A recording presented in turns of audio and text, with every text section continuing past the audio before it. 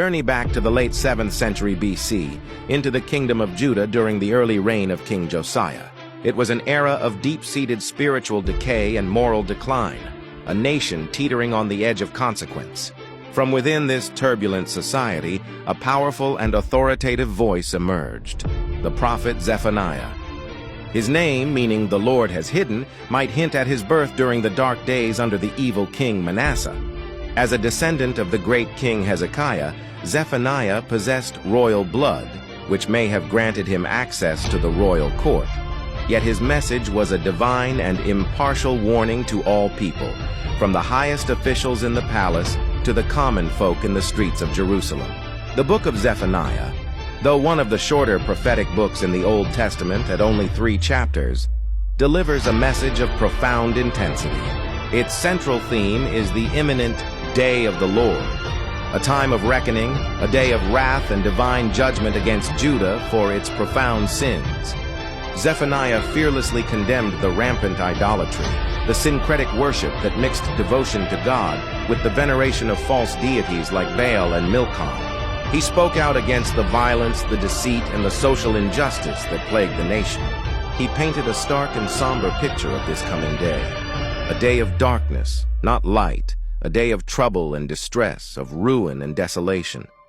On that day, Zephaniah prophesied, silver and gold would be worthless, and the pride of the powerful would be brought low. His warning extended beyond Judah's borders, foretelling judgment upon surrounding nations like Philistia, Moab, and Assyria. However, Zephaniah's prophecy is not solely a declaration of doom.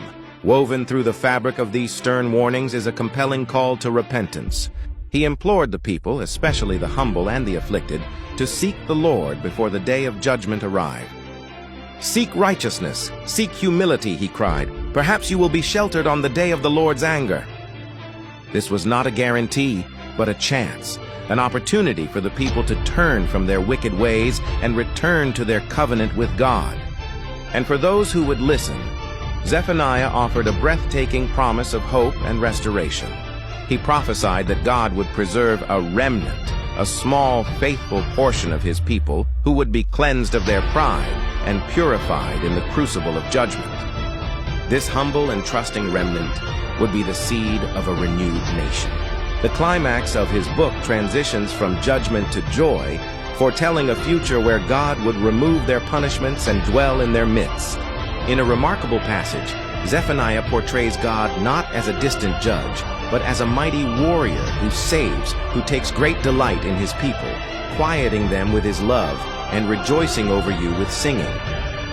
The legacy of Zephaniah is a powerful and enduring testament to the dual nature of divine character: absolute justice against sin and boundless mercy towards the repentant. His ancient message continues to resonate today, a timeless call to self-examination, a warning against complacency, and a beautiful promise of the hope and joy found in a restored relationship with God.